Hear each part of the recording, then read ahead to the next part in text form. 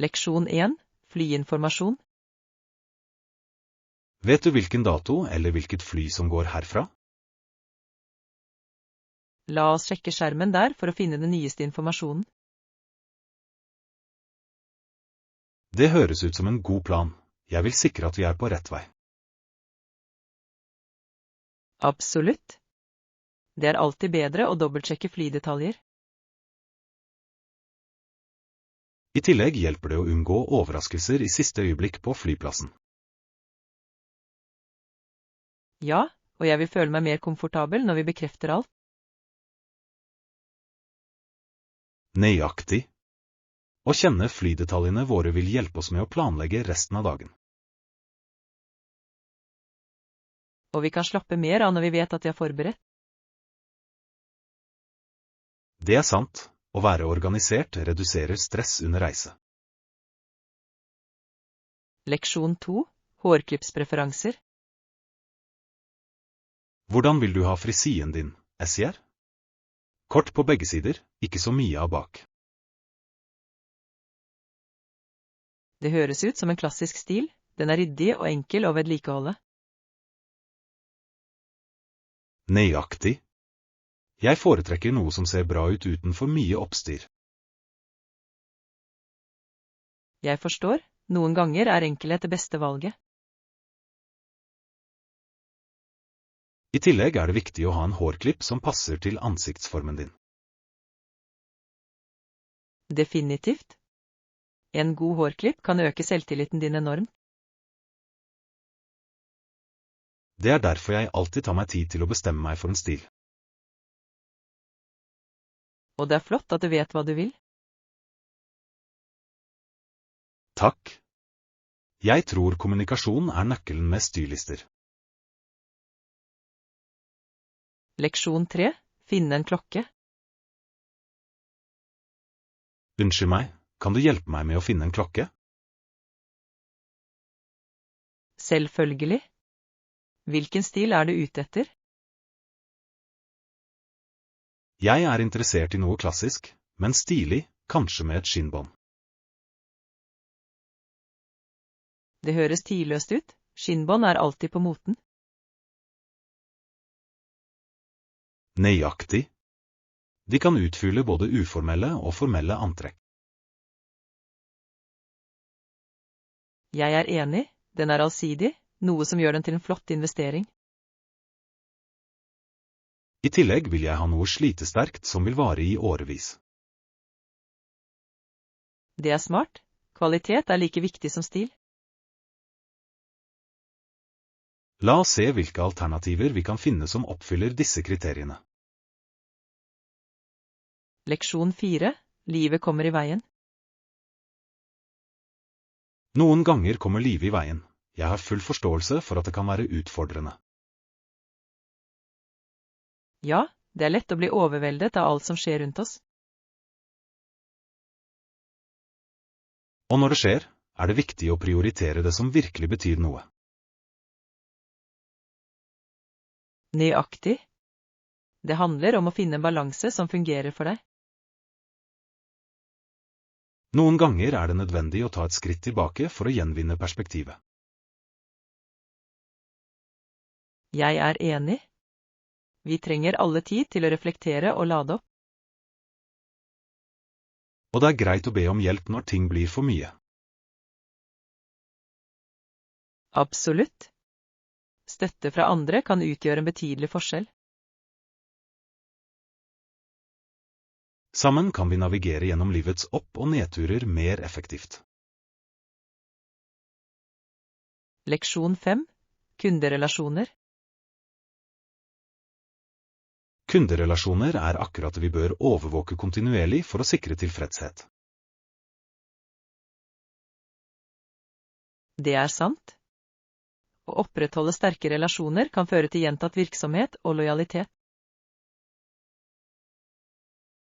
Nøyaktig. Det handler ikke bare om å gjøre et salg, det handler om å bygge tillit hos kundene. Høyre. Å engasjere seg med dem og møte deres behov er avgjørende for langsiktig suksess. Og tilbakemelding er viktig. Det hjelper oss å forstå deres erfaringer og forbedre tjenestene våre. Absolutt. Regelmessig innsjekk viser at vi bryr oss om deres meninger. For ikke å nevne, det kan avdekke muligheter for nye produkter eller tjenester. Ja. Å holde kundene våre fornøyde bør alltid være en topprioritet. Sammen kan vi skape et positivt miljø som fremmer sterke relasjoner. Leksjon 6. Analyse av problemet. Likte du det? Absolutt, analysen din av problemet var innsiktsfull. Takk. Jeg prøvde å vurdere alle vinkler for å gi et godt avrundet syn. Det viste seg definitivt, og jeg satte pris på dybden i resonnementet ditt. Jeg tror det er viktig å grave dypere for å forstå implikasjonene fullt ut. Ja, og poengene dine utløste noen gode diskusjoner. Jeg er glad for å høre det. Diskusjoner er der vi lærer mest. Nøyaktig. Å dele forskjellige synspunkter beriker vår forståelse. Jeg ser frem til å høre mer om dine tanker neste gang. Likeså. La oss fortsette å analysere og lære sammen. Leksjon 7. Treningsrutine. Jeg gjorde noen cardio og vektløfting. Hvor ofte går du på treningssenteret? Jeg prøver å gå på treningssenteret minst 3 ganger i uken for å holde meg i form. Det er flott. Konsistens er nøkkelen til å se resultater. Nøyaktig. Det er også viktig å blande rutinene dine for å holde ting interessant. Jeg er enig. Jeg liker å veksle mellom kondisjonstrening og styrketrening også. Det hjelper å målrette mot ulike muskelgrupper og unngå kjedsomhet. Dessuten er det motiverende å se fremgang over tid. Det er sant. Å sette mål kan virkelig holde deg fokusert. La oss utfordre hverandre til å holde seg forpliktet til treningsmålene våre. Leksjon 8. Kostnader og kuponger. Enig, den totale kostnaden var rimelig. Jeg brukte noen kuponger for å spare noen få dollar.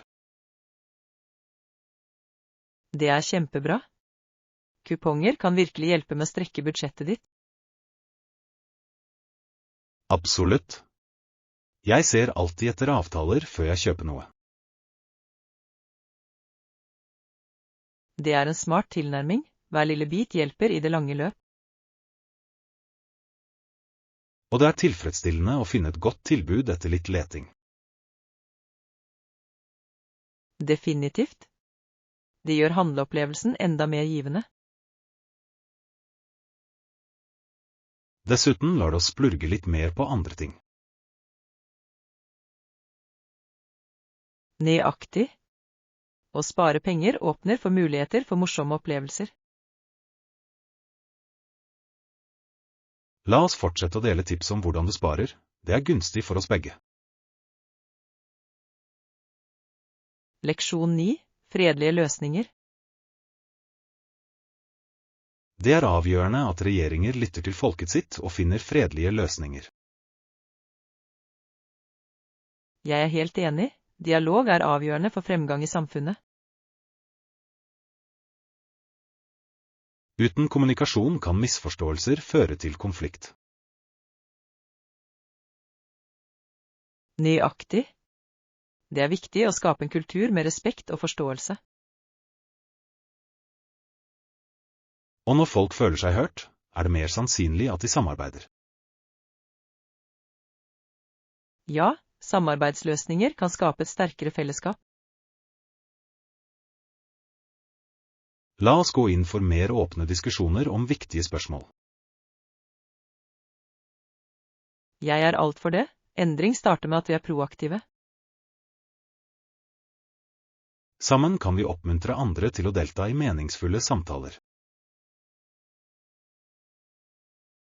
Leksjon 10. Dataoverføring. Med fremveksten av teknologi ble behovet for å overføre data fra en datamaskin til en annen en betydelig bekymring. Ja, det er viktig for effektiviteten, spesielt i en verden som er sterkt avhengig av digital kommunikasjon. Nøyaktig. Å sikre at data overføres sikkert er avgjørende for å beskytte sensitiv informasjon. Jeg er enig. Kryptering spiller en viktig rolle for å holde dataene våre trygge under overføringer. Dessuten har hastigheten på dataoverføringen forbedret seg dramatisk i løpet av årene, noe som er en stor fordel. Det er imponerende hvordan teknologien har utviklet seg for å møte kravene i våre hektiske liv. Med fremskritt som skylagring har deling av filer blitt enklere enn noen gang. Ja, og vi må være årvåkne med sikkerhetstiltakene vi bruker for å beskytte dataene våre. La oss holde oss oppdatert på de nyeste teknologiene for å sikre at vi overfører data trygt og effektivt. Leksjon 11. Styrketrening. Inkorporerer du også styrketrening i rutinen din? Absolutt. Styrketrening er en viktig del av treningsopplegget mitt, da det bidrar til å bygge muskler og forbedre den generelle styrken. Det gir mening. Jeg har merket en betydelig forskjell i ytelsen min siden jeg begynte å inkludere den. Nøyaktig. Det forbedrer ikke bare den fysiske evnen, men øker også stoffskiftet. Jeg er enig. I tillegg er det styrkende å se fremgang i å løfte tyngre vekter over tid. Definitivt. Å sette personlige rekorder kan være utrolig motiverende. Og det er viktig å balansere både kardio og styrke for en godt avrundet tilnærming. Ja, å blande dem holder treningsøktene interessant og maksimerer fordelene. Jeg er inspirert til å fortsette å flytte grensene mine og forbedre styrken min ytterligere. Leksjon 12. Svake knær. Noen mennesker føler at de har svake knær. Bena deres føles som om de er laget av gummi. Det er bekymringsfullt. Det kan være ganske begrensende for de som ønsker å holde seg aktive. Nøyaktig. Det er viktig å ta tak i eventuelle ubehag for å opprettholde en sunn livsstil. Og ofte kan styrkeøvelser bidra til å lindre disse følelsene av svakhet. Ja, fysioterapi kan også gi verdifulle strategier for forbedring. Jeg har hørt at riktige oppvarmings- og nedkjølingsrutiner også er avgjørende. Absolutt. De hjelper til med å forberede muskler og ledd for aktivitet. Det er fascinerende hvor mye kroppen vår trenger omsorg og oppmerksomhet for å fungere ordentlig. Sammen kan vi oppmuntre andre til å være proaktive når det gjelder helse og fitness. Leksjon 13. Male veggmalerier. Jeg er spent på å begynne. Har du noen tips til å male veggmalerier? Definitivt. Forberedelse er nøkkelen. Sørg for å velge riktige materialer for overflaten. Det høres viktig ut. Jeg vil at veggmaleriet mitt skal se levende ut og vare lenge. Nøyaktig. Å bruke maling av høy kvalitet vil utgjøre en betydelig forskjell i resultatet. Jeg skal ha det i bakhodet. Noen råd om å skissere designet på forhånd? Ja. Å lage en detaljert skisse hjelper deg med å visualisere det endelige stykket og veilede maleriet ditt. Flott idé. Jeg skal øve meg på å tegne ferdighetene mine for å sikre at alt ser perfekt ut. Og ikke glem å ta pauser. Maling kan være ganske fysisk krevende. Takk for tipsene. Jeg kan ikke vente med å bringe veggmaleriideen min ut i livet. Leksjon 14. Deilig oppskrift. Enam, de er deilige. Har du en oppskrift? Ja, jeg kan dele det med deg senere. Det er en av mine favoritter å lage. Det høres fantastisk ut. Jeg vil gjerne prøve å lage dem selv. Absolutt. Jeg vil skrive ned alle ingrediensene og trinnene for deg. Perfekt. Matlaging hjemme er alltid mer tilfredsstillende enn takeaway. Jeg er enig. I tillegg lar den deg tilpasse smaker etter din smak. Jeg gleder meg til å imponere vennene mine med denne nye retten. De vil garantert bli imponert. Det er alltid en hit på samlinger. Takk for at du deler. Jeg gleder meg til å komme i gang. Leksjon 15. Innsamling av forslag. Flott idé. Vi kan samle alle forslagene og bestemme sammen. Absolutt. Det er alltid bedre å ha innspill fra alle involverte. Ja. Det gjør at den endelige avgjørelsen føles mer inkluderende. Jeg er enig. I tillegg kan vi oppdage alternativer vi ikke hadde vurdert. Nøyaktig. La oss lage et delt dokument slik at alle kan legge til tankene sine. Det er en smart tilnærming. Det vil holde alt organisert. Når vi har alle forslagene, kan vi diskutere dem på vårt neste møte. Perfekt. Jeg er spent på å se hva alle finner på. Jeg også. Det vil være interessant å utforske ulike ideer sammen. Leksjon 16. Muntre henne opp. Jeg tenkte at det var nok å plante roser for at hun kunne muntre henne opp når hun var syk. Det er en så gjennomtenkt gest. Blomster kan virkelig lysne noens dag. Nøyaktig. Jeg ville vise henne at jeg bryr meg, og at hun ikke er alene om dette. Det er herlig hvordan blomster kan formidle så mye uten å si et ord. Ja, og jeg valgte roser fordi de symboliserer kjærlighet og håp. Det er perfekt. De har en måte å løfte humøret og bringe et smil. Jeg håper hun føler varmen og støtten fra denne lille vennligheten. Jeg er sikker på at hun vil. Det er tanken som teller, og du har lagt mye hjerte i det. Takk. Jeg vil bare at hun skal vite at hun er verdsatt i denne tøffe tiden. Leksjon 17. Mount Majesty. Visste du at fjellet som står stolt på 20 320 fot over havet, er et av de høyeste i verden? Absolutt. Det er fantastisk å tenke på hvor høyt det er. Utsikten fra toppen må være spektakulær. Tenk deg å stå der, se ned på skyene og føle at du er på toppen av verden. Det høres spennende ut, men jeg lurer på hvor utfordrende turen ville være for å nå slike høyder. Det må kreve mye forberedelse og utholdenhet, for ikke å snakke om riktig utstyr for å holde seg trygg. Jeg kan bare forestille meg følelsen av prestasjon man ville føle når man nådde toppen etter en så streng reise.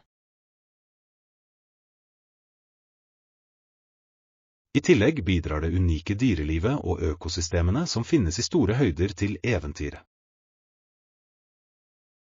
Ja, og luften er så tynn der oppe, det er fascinerende hvordan livet tilpasser seg slike ekstreme forhold.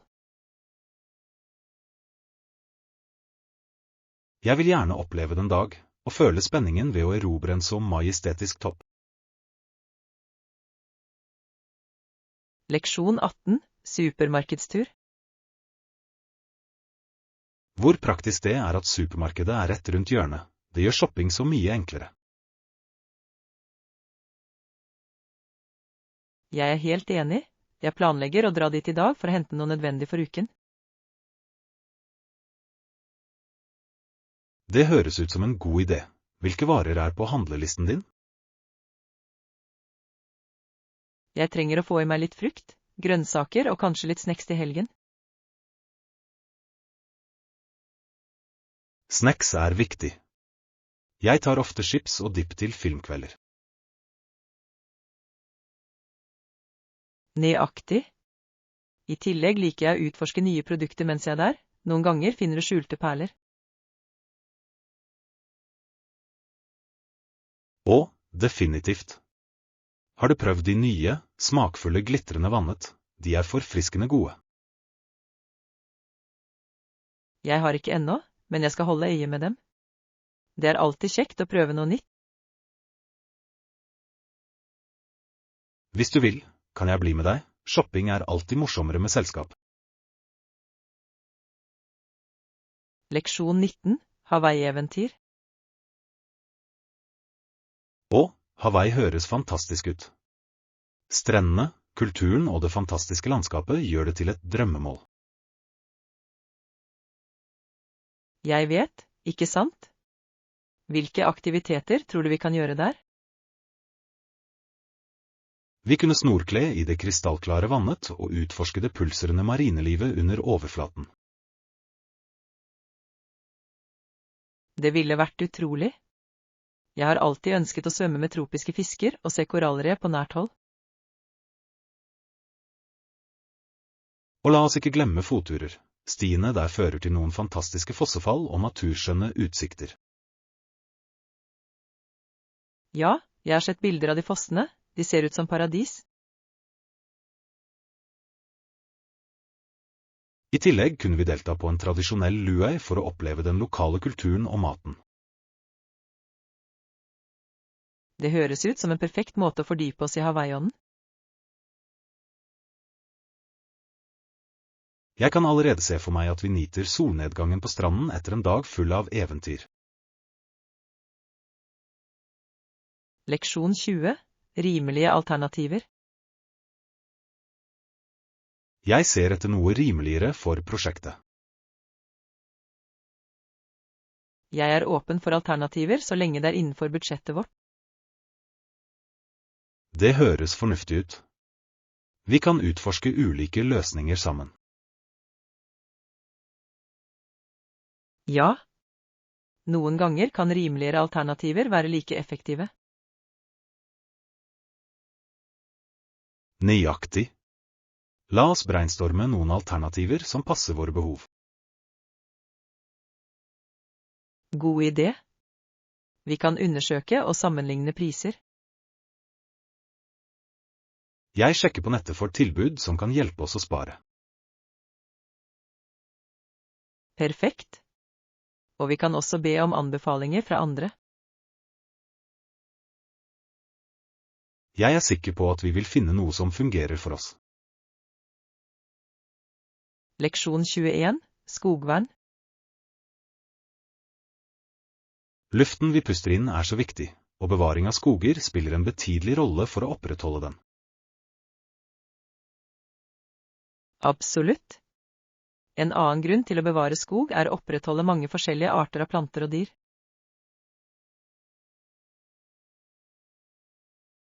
Ja, det er fascinerende hvordan biologisk mangfold i skoger bidrar til den generelle helsen til planeten vår. Det er virkelig. Hver art har sin egen rolle i økosystemet, og misten kan ha en ringvirkning. Akkurat, og skoger fungerer som naturlige luftfiltre, absorberer karbondioksid og frigjør oksygen. Det er derfor det er avgjørende å utdanne folk om viktigheten av bevaringsarbeid. Jeg er helt enig. Hver eneste lille handling teller når det gjelder å beskytte miljøet vårt. Sammen kan vi inspirere andre til å sette pris på å beskytte den naturlige skjønnheten rundt oss. Når vi snakker om det, bør vi planlegge en tur til en nasjonalpark for å se denne skjønnheten førstehånds. Leksjon 22. Bestilling av hotell. Jeg må bestille et hotellrom for min kommende tur, og jeg vil sørge for at det er komfortabelt. Ja da, hvor mange netter skal du bo, og hva slags fasiliteter foretrekker du? Jeg skal være der i 3 netter, og jeg vil gjerne ha et sted med gratis wifi og frokost inkludert. Det er gode valg. En god frokost kan virkelig sette tonen for dagen som kommer. Definitivt. I tillegg er det viktig å være tilkoblet for å navigere og holde kontakten. Har du sjekket anmeldelser på nett? De kan virkelig hjelpe deg med å velge det beste stedet. Ja, jeg ser alltid etter steder med høye rangeringer og positive tilbakemeldinger fra tidligere gjester. Det er smart. Det er alltid bedre å vite hva du kan forvente før du ankommer. Nøyaktig. Jeg gleder meg til å dele opplevelsene mine når jeg er tilbake fra turen. Leksjon 23. Planlegge en tur. Det er viktig å undersøke reisemålet ditt på forhånd og velge steder med gode anmeldelser. Absolutt. På den måten kan du unngå ubehagelige overraskelser under reisen. I tillegg hjelper det å lese anmeldelser deg med å finne skjulte perler som du kanskje ikke oppdager ellers. Ja, og det er også en fin måte å lære om lokale skikker og attraksjoner. Jeg liker å lage en liste over steder og aktiviteter du må se for å sikre at jeg får mest mulig ut av tiden min. Det er en fantastisk idé. Planlegging fremover kan virkelig forbedre den generelle opplevelsen. Og ikke glem å se etter hendelser som skjer under besøket ditt. De kan være morsomme å delta på. Nøyaktig. Å engasjere seg i den lokale kulturen gjør reisingen enda mer minneverdig. Jeg er spent bare jeg tenker på alle mulighetene for vårt neste eventyr. Leksjon 24. Kvinners rettigheter. Det er inspirerende å se hvordan kvinner organiserte seg i et forsøk på å endre lovene om kvinner og stemmerett. Absolutt. Deres besluttsomhet og mot banet vei for fremtidige generasjoner. Ja, det er viktig å anerkjenne kampene de møtte for å oppnå likestilling. De kjempet utrettelig, ofte møtt betydelig motstand, men de holdt ut. Arven deres minner oss om at aktivisme er avgjørende for å skape sosial endring. Definitivt. I dag kan vi hedre deres innsats ved å fortsette å gå inn for like rettigheter. Hver stemme betyr noe, og sammen kan vi presse på for fremgang i samfunnet vårt. La oss sørge for at vi utdanner andre om denne viktige historien og dens relevans i dag. Avtalt. Det er viktig å holde samtalen i gang og inspirere til handling. Leksjon 25. Innsamling av informasjon. Jeg trenger mer informasjon om arrangementet som skjer neste uke. Har du forresten vært på stedet før? Nei, det har jeg ikke. Jeg vil gjerne vite hva jeg kan forvente. Det er et flott sted. De har alltid interessante arrangementer der. Det er godt å høre. Jeg har hørt positive anmeldelser fra venner. Ja, og stemningen er vanligvis livlig og innbydende. Jeg gleder meg til å sjekke det ut. Sørg for å komme tidlig, det kan bli ganske overfylt. Takk for tipset. Jeg planlegger definitivt å komme dit på forhånd. Leksjon 26, ensomme skjebner. Det er forbløffende hvor lite verden rapporterer om den ensomme skjebnen til de som kjemper i stillhet. Ja, faktisk, så mange individer tåler vanskelighetene sine stille, overskygget av verdens mange andre opptatthet. Det er som om historiene deres går tapt i hverdagens steg, og får sjelden den oppmerksomheten de fortjener. Nøyaktig. Dette fører ofte til mangel på forståelse og empati for deres situasjon. Vi bør være mer oppmerksomme på disse skjulte fortellingene, og gi dem en stemme. Absolutt, hver person har en historie verdt å fortelle, og deres opplevelser betyr like mye. Det er viktig å skape rom der disse historiene kan deles og anerkjennes. Ja, ved å gjøre det kan vi fremme en mer medfølende og tilkoblet verden. Sammen kan vi bidra til å belyse disse glemte historiene og minne andre på at ingen virkelig er alene. Leksjon 27, hold deg informert. Det er avgjørende for oss å gjøre vår del for å dempe spredningen av feilinformasjon i dagens verden. Så sant, holde seg informert om aktuelle hendelser gjør at de kan ta bedre beslutninger. Absolutt, og det er vårt ansvar å stemme klokt og støtte kandidater som prioriterer sannhet og åpenhet. Ja, stemmegivning er et så kraftig verktøy, det gir oss en stemme i å forme samfunnet vårt og fremtiden. Når vi utdanner oss selv, styrker vi ikke bare oss selv, men også de rundt oss. Definitivt, å diskutere disse problemene med venner kan bidra til å spre bevisstheten ytterligere. La oss forplikte oss til å dele pålitelig informasjon og oppmuntre andre til å delta i konstruktive samtaler. Sammen kan vi skape et mer informert samfunn som verdsetter sannhet og integritet. Jeg er spent på å se de positive endringene vi kan få til gjennom våre handlinger og valg. Leksjon 28, engasjerende sinn. Å engasjere seg i aktiviteter som virkelig utfordrer sinnet kan være utrolig tilfredsstillende. Absolutt. Det føles fantastisk når du oppdager noe nytt som flytter dine mentale grenser. Jeg elsker gåter og hjernetrim. De stimulerer min tenkning og holder meg skarp. Det er en fin måte å holde seg mentalt aktiv.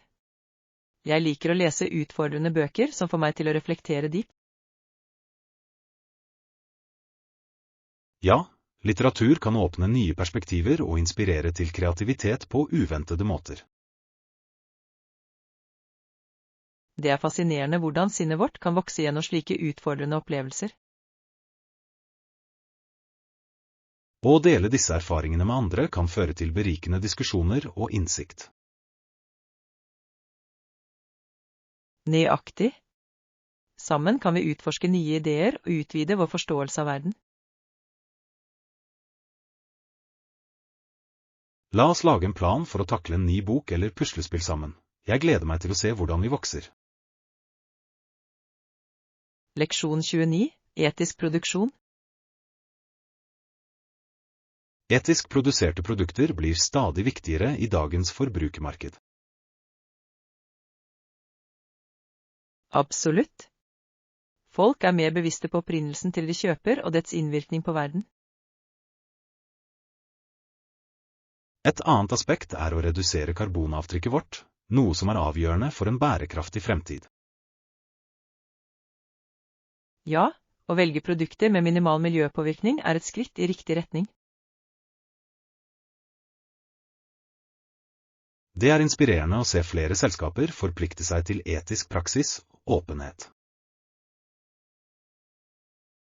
Definitivt. Å støtte disse virksomhetene oppmuntrer andre til å følge etter og forbedre sin praksis. Vi kan også utdanne oss selv og andre om viktigheten av etisk forbruk. Nøyaktig. Hvert kjøp kan være en stemme for den typen verden vi ønsker å leve i. La oss gjøre en bevisst innsats for å velge klokt og fremme etiske produkter i samfunnet vårt. Leksjon 30. Sammenlign notater. Jeg tror jeg får den også. Vi kan sammenligne notater senere. Det høres ut som en god idé, spesielt siden vi begge har forskjellige perspektiver på disse temaene. Nøyaktig. Det blir interessant å se hvordan funnene våre stemmer overens eller avviker. I tillegg kan da dele notatene våre hjelpe oss begge å forstå materialet bedre. Absolutt, og det gjør det morsommere å studere når du har noen å diskutere det med. Jeg gleder meg veldig til å dykke ned i dette sammen. Jeg også. Det er alltid mer motiverende å lære sammen med en venn. La oss sette en tid for å møtes og gå gjennom alt. Høres ut som en plan. Jeg gleder meg til å se hva du har oppdaget. Leksjon 31. Klesalternativer. Jeg bruker en middels størrelse. Har du noen på lager som jeg kan prøve? Ja, vi har noen få alternativer tilgjengelig i medium. La meg vise deg noen av stilene vi har. Det ville vært flott. Jeg ser etter noe behagelig, men stilig til hverdags. Jeg forstår fullt ut. Komfort er nøkkelen, spesielt når du har på deg noe hele dagen lang. Nøyaktig. Jeg foretrekker stoffer som er myke og pustende, spesielt i varmere vær. Vi har noen få bomullsalternativer som kan passe for deg. De er veldig populære. Perfekt. Jeg vil gjerne se dem. Det er alltid hyggelig å ha allsidige plagg i garderoben min. La oss ta en titt på dem sammen og finne den perfekte passformen for deg. Jeg setter pris på din hjelp. Jeg er spent på å finne noe jeg virkelig vil like å ha på meg. Leksjon 32. Å komme sammen. Greit, da kan vi gå videre til ankomsthallen sammen etter at vi er ferdige her. Ja, det høres ut som en god plan. Det blir fint å navigere gjennom flyplassen som et team. Nøyaktig. Å reise kan være overveldende, men å ha noen til å dele opplevelsen gjør det enklere. Jeg føler det på samme måte. Det er trøstende å ha noen ved min side på travle steder. I tillegg kan vi hjelpe hverandre med bagasjen og andre nødvendige reisesaker.